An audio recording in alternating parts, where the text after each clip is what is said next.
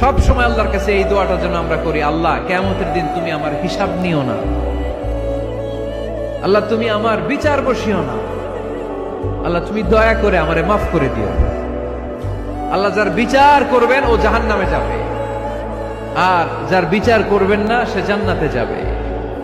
আল্লাহ যদি বিচার করে আর পাই টু পাই হিসাব নেয়, নামাজ পড়লি না কেন, রোজা রাখলি না কেন, মিথ্যা বললি কেন, খাদ্যে ভেজাল দিলি কেন, মাছে ফরমালিন দিলি কেন, যৌতুক খাইলি কেন, ঘুষ খাইলি কেন, উল্টাপাল্টা করলি কেন, জিনা করলি কেন, একটার পর একটা প্রশ্ন বানে যদি সেই ভয়ঙ্কর দিনে আল্লাহ আমাদেরকে জর্জরিত করে, আমাদের কোনো উত্তর আছে?